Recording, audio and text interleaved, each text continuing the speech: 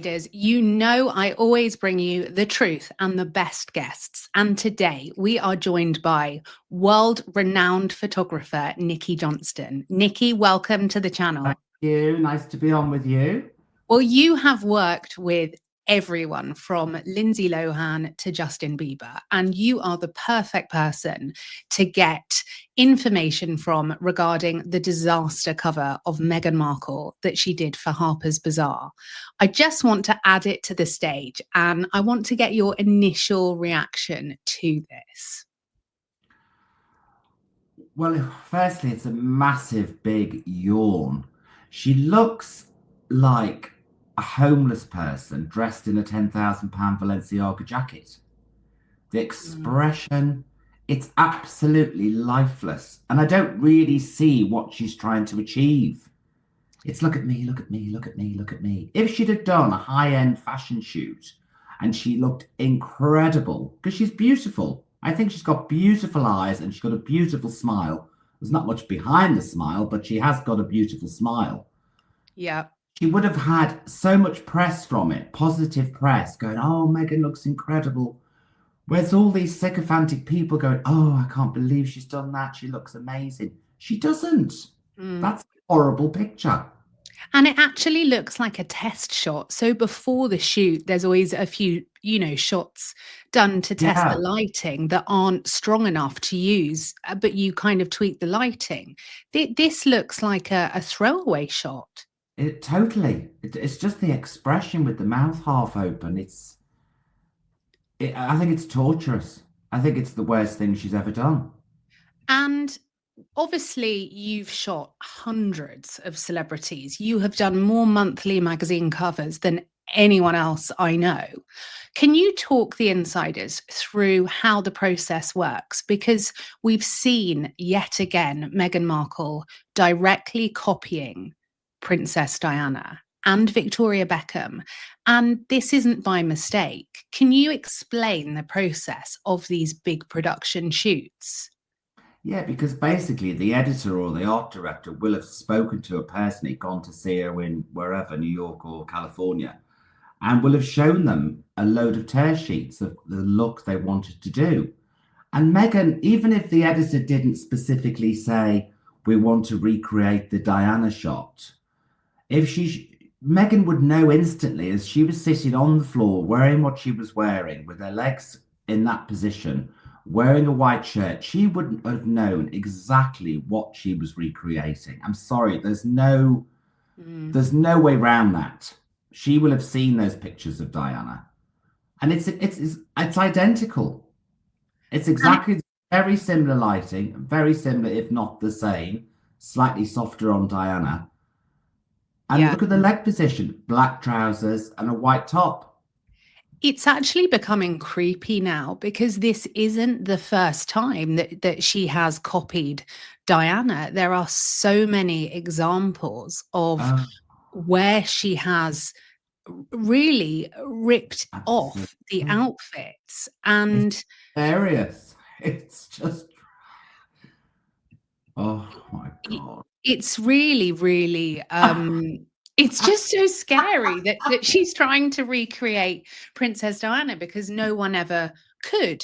But I wanted to ask you, the pictures that Harper's used, they were incredibly weak. Everything about them seemed off. This to me looked like Meghan had almost taken over art directing the shoot, because I can't imagine that world-class experts, which there are at Harper's and, the monthly magazines, I can't imagine them being happy with this quality, this low quality cover shot and inside shot.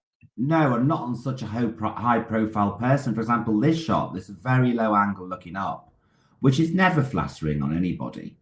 And you can see the side of her jaw, how enormous it looks, when in reality, she wouldn't have that shaped face, but because of the angle it's taken from. So I'm surprised that I'm sure that she would have had, well, can guarantee she would have had picture approval. There's no way she would have done that shoot without going through the final edit and asking for retouching. Yeah. No way. And I I do mean, believe there's been retouching there, the tiniest bit, but there's still been, which, I'm not against. Everyone gets retouched. I've always been honest about that. People do. Who wouldn't? When I was doing Top Model and I had my pictures, I got retouched. well, Nicky, we've worked on campaigns together where the whole hook has been on no retouching, and the people have asked for their pictures to be retouched. Yes. Everyone does it. I wonder if you can talk viewers through the whole no makeup look that Meghan Markle's trying to do, because on camera it might look like there's no makeup, but this isn't the case, is it? Well, from my experience, whenever I've done, and we don't do it very often, and I can't remember the last time I did it when there's been a no makeup shoot, the person's still in the makeup room for an hour and a half. Mm. And I'm like, what's going on? I thought this was no makeup. And of course, It's not no makeup like normal people do no makeup, yeah, where you've got your hair pulled back and a bare face. no makeup would be me setting up in their bedroom the night before and waking them up at 7 a.m. and grabbing them out of bed and plonking them in front of the background and go, there you go, that's no makeup. Yeah, yeah, So I don't exactly. really see the point of it, to be honest, because there's always not foundation, but there'll be creams and there'll be eyebrows that'll be done and the eyelashes will be tweaked, Mm. and then there's always a little bit of retouching at the end of all that. Yeah, groomed within an inch of their life, even though they're claiming to have no makeup. I'd love to get your opinion on this shot, because again, this, and we've both worked on many, many monthly magazine shoots.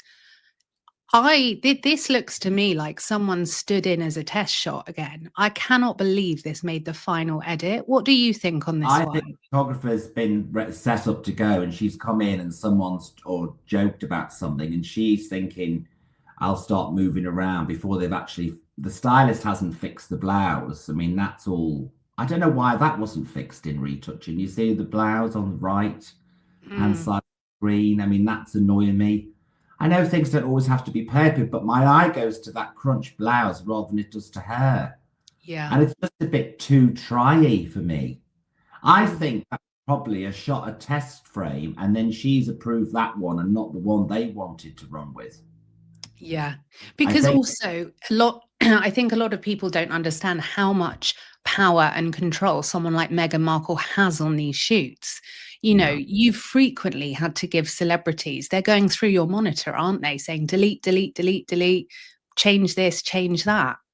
Or some you never really know what to do when some celebrities never actually look at the screen because they don't want to see themselves on a big screen. Anyway, a few months ago, I did actually ask. I said, "Oh, come and see, you look amazing," and they were absolutely horrified at the way their neck looked. And they said, "Oh my God, does my neck actually look like that?" And I said, "Well, yes, but don't worry about it. We'll fix it later." I actually did put some gaffer tape around the neck on that shoot. Actually, it did help, and then I retouched it later. You couldn't see the gaffer tape, but it does work. It's like a little mini facelift. But it's just interesting how other people. But I think with Meghan, she would have had total control of that shoot. Yeah. And it's all this little cutesy. Oh. And also, there's now the increase of a videographer on set to just elevate the production side of these shoots. And so you see people like Meghan being really performative, and the whole, cool, I couldn't believe that. Oh, it's when the editor chats to her on the floor or something and says, you're being amazing. She's like, oh, really? Am I really? Oh. Tell me. It just gets everything so wrong. I don't know. I know. And imagine if she'd done an amazing fashion shoot for that magazine. How would you have? I'd love to hear, how would you have shot Meghan if you were doing a shoot with her? Because my personal belief is that you can give her the world's best experts, but she knows best, because we can see that with the proof from these pictures. Oh, totally. Well, I think I'd alter everything. I'd alter the hair for the shoot. I'd have amazing makeup and just do it really high end and a bit out there. So people go, wow, look at Meghan. Doesn't she look incredible? Whereas you look at that. And it's just a big. It looks like a shoot for ASOS. Who, Nikki, is, if you want to say, and I know you don't hold back, who is the worst celebrity you've ever shot? Well, I will say because she's dead now. Was Ivana Trump? Really? Oh, She was tell me. just very, very, very difficult. You know, just from beginning to end. We're on her yacht in the south of France, and we climbed aboard the yacht, and there was lots of ashtrays everywhere. And I said, "Oh, fabulous, Yvonne! I can smoke." She said, "No, darling, they're for guests only." And it just went on like that. And she did one picture and said, "Oh, I'm exhausted now. I can't do anymore." And I sort of screamed because we hadn't even done the cover. And I got hold of her and dragged her outside onto the deck of the yacht. And the picture said, "I didn't know whether to stop you. We're going to get a lawsuit." But then I realized I hadn't got my cover. So I thought, fuck it. So, and got my assistant to hold a reflector over her head because of the sun. And that was the cover. But she just was, and I was dripping in sweat. It was so hot. And she had all her dining table laid out with these napkins made of swans. And I asked the makeup artist who'd been flown in from Barcelona dressed head to toe in Burberry at her request. And I said, give me a tissue quick. And he got a Kleenex tissue. And I've never forgotten, he actually peeled it in half. So then I rubbed the half of a Kleenex over my head. Of course, it just disintegrated into balls of tissue because I was that wet.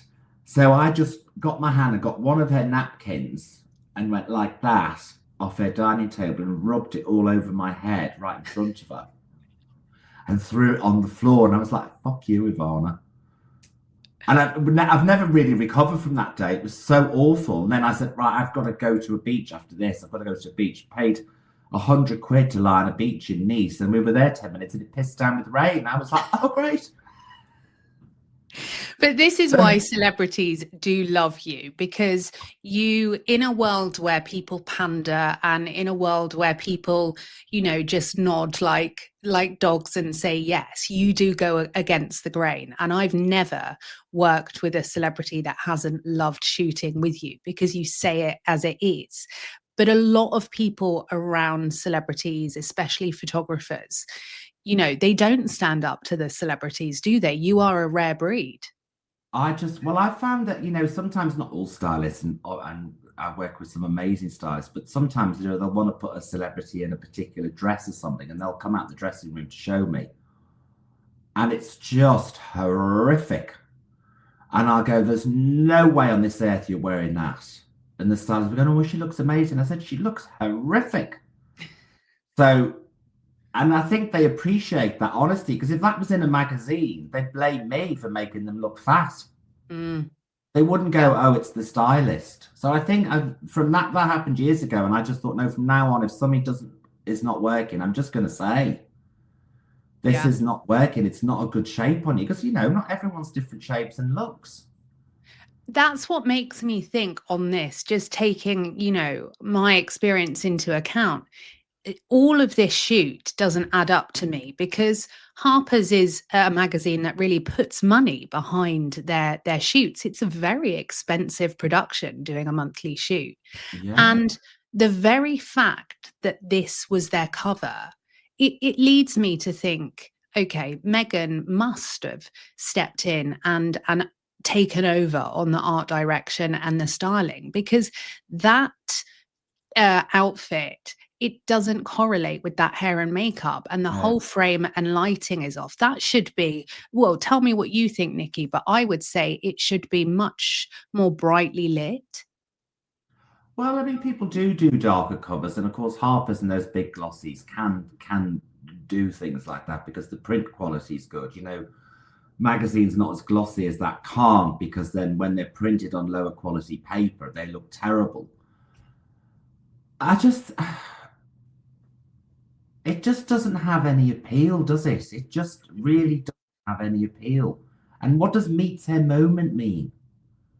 I know. And actually the whole piece is completely copy approved and fake. And we know that often with the magazines, the piece is in essence written before as well, isn't it? Because they have a narrative to fulfill almost. Totally. And don't think for a moment that on the shoot, you know, the art director suddenly said, "Oh, Meghan, let's try you sitting down on the floor.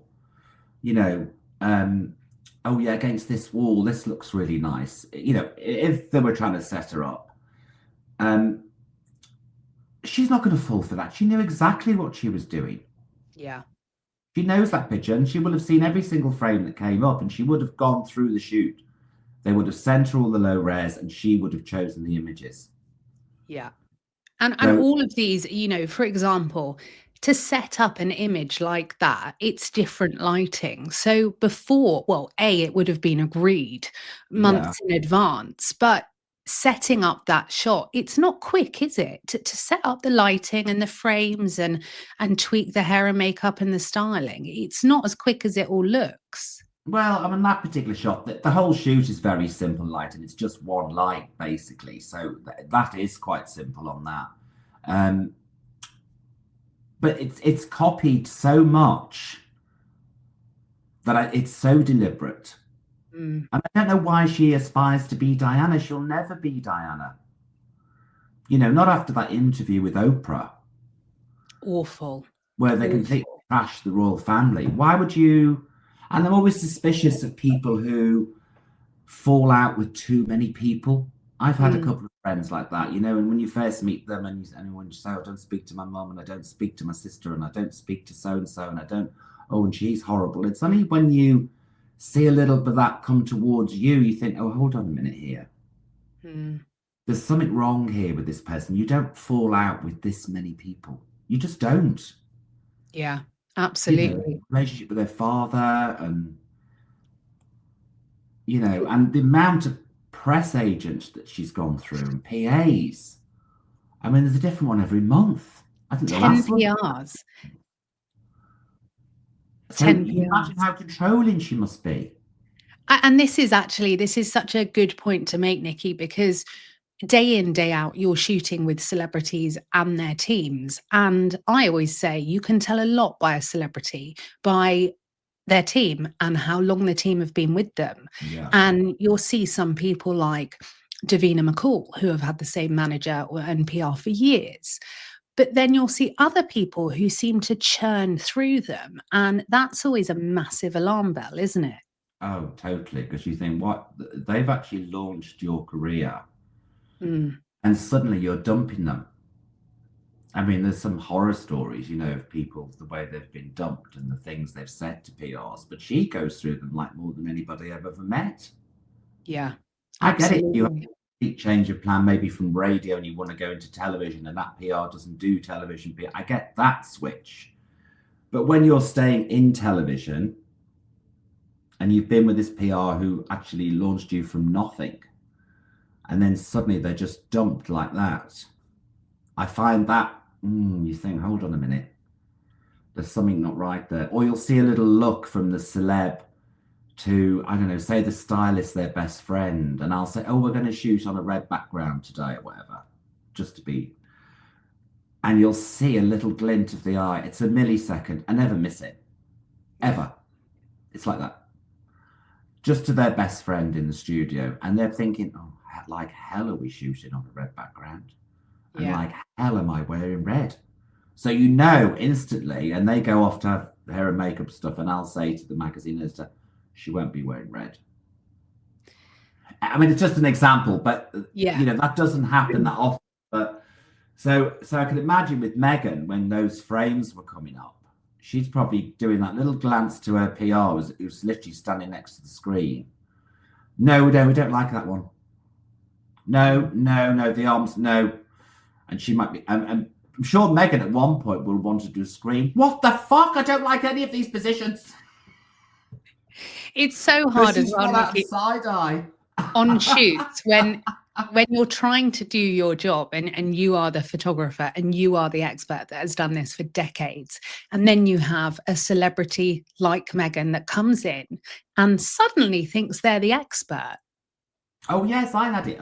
I was shooting somebody at home. Obviously, I can't see it is, and they were sitting on a chair, similar to this, and they just had their thighs flat down on the chair, you know, and they're not the slimmest of people, which is fine and whatever. And I said, oh, babe, I think it'd be better if you just lifted your leg up, put one leg up on the chair, you know, like that. It would just be nice. No, I don't think so. I want to sit like this. And I thought, well, fuck you.